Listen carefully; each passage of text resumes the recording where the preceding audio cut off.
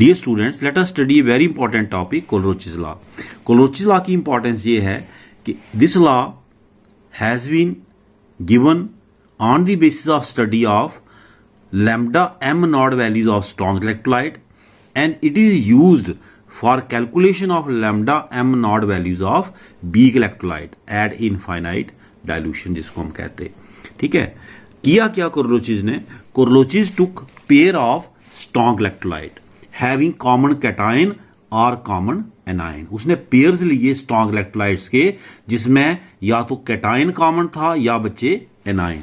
जैसे मैं ये पेयर दो ले लेता हूं, sodium chloride potassium chloride, sodium bromide potassium bromide. इसमें उसने क्या लिया? Common anion. एनायन कॉमन है क्लोराइड, एनायन कॉमन है क्लोराइड। ठीक है ना। तो इसने क्या देखा? Difference in lambda m not values of sodium chloride and potassium chloride कितना था? 23.41। Difference in lambda m not values of sodium chloride and potassium chloride, इसमें डिफरेंस कितना था? Interesting, same. इसमें भी डिफरेंस सेम था। याद रखें बच्चे, इसमें क्लोराइड है, इसमें ब्रोमाइड है, डिफरेंस फिर भी सेम था। तो मुझे बताएं ये डिफरेंस किसका है? Lambda m not values sodium chloride और पोटाशियम क्लोराइड का जो डिफरेंस आ रहा है ये किसका आ रहा है? It mean it is difference of molar conductivity of sodium and potassium, और ये दोनों केसेस में सेम आ रहा है। इसका मतलब क्या है? इसका मतलब साफ है कि सोडियम के साथ क्लोराइड लगा है या ब्रोमाइड, उसकी कंडक्टिविटी पे फर्क नहीं पड़ रहा।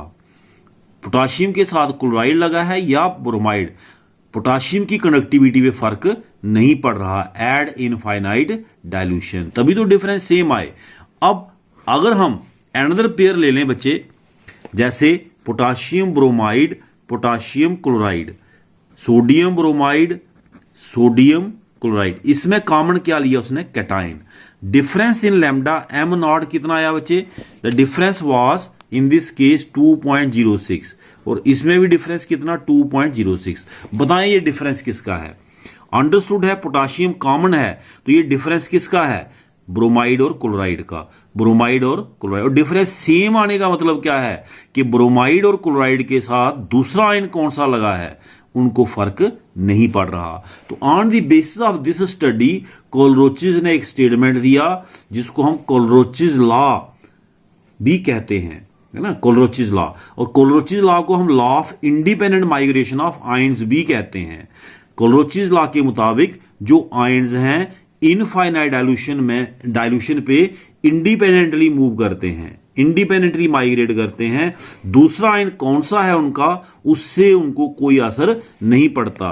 तो अगर हमने इसको डिफाइन करना हो, है ना, these results led Kohlrausch in 1876 to postulate a law called as Kohlrausch's law of independent migration of ions. It states that, this is very important statement, देखें इसकी, molar conductivity of an electrolyte at infinite dilution is sum of ionic conductivity of all the cations and anions present in solution. तो इसने कहा कि infinite dilution पे molar conductivity of strong electrolyte क्या होगी? सम of ionic conductivity of all the ions present in the solution। जैसे sodium chloride की molar conductivity at infinite dilution lambda m naught for sodium chloride, infinite dilution पे क्या होगा इस law के मुताबिक? Sum of molar conductivity of sodium positive ion plus sum तो वही हो गया, plus molar conductivity of chloride negative ion at infinite dilution. Similarly अगर आपसे कोई पूछे lambda m naught for potassium chloride क्या होगा, तो आप कहेंगे लैम्डा नॉट पोटाशियम पॉजिटिव, यानी कि molar conductivity of potassium positive ion plus molar conductivity of कौन? क्लोराइड नेगेटिव आयन, है ना।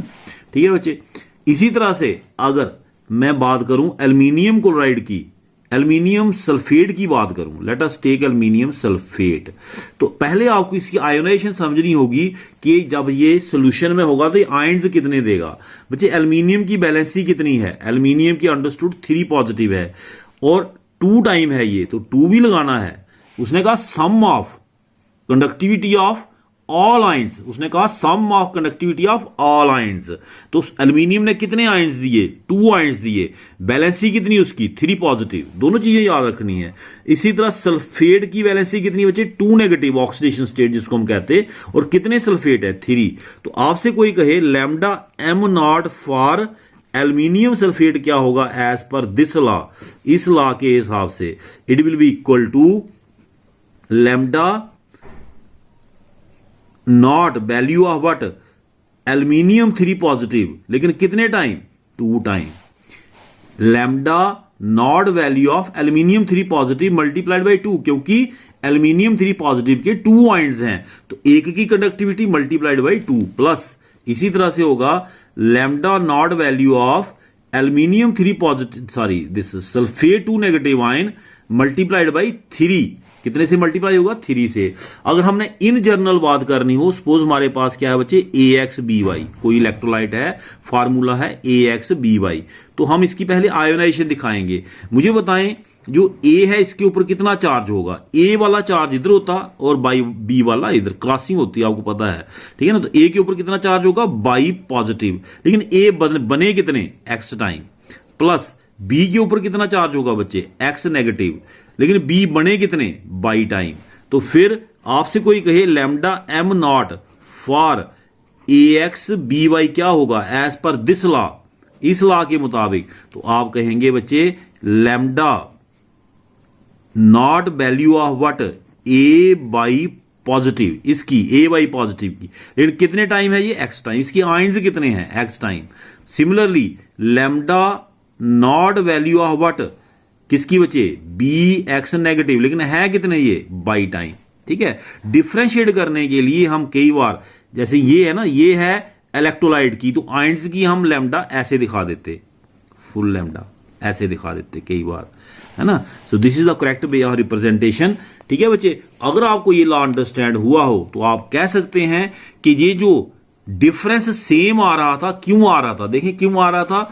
अगर आप इक्वेशन फर्स्ट में से इक्वेशन सेकंड को माइनस कर दें तो ये कैंसिल हो जाएगा एज पर दिस लॉ, क्योंकि ये लॉ कहता है कि जो आयंस है वो इंडिपेंडेंटली मूव करते हैं, एक की कंडक्टिविटी का दूसरे की कंडक्टिविटी पे असर नहीं पड़ता है। मतलब क्लोराइड को ये फर्क नहीं पड़ रहा उसके साथ सोडियम है या उसके साथ पोटाशियम है, तो जितनी कंडक्टिविटी क्लोराइड की यहां पे है उतनी यहां पे है, mean they can be cancelled. तो जो डिफरेंस आया वो किसका आया? वो डिफरेंस आया सोडियम एंड पोटाशियम का।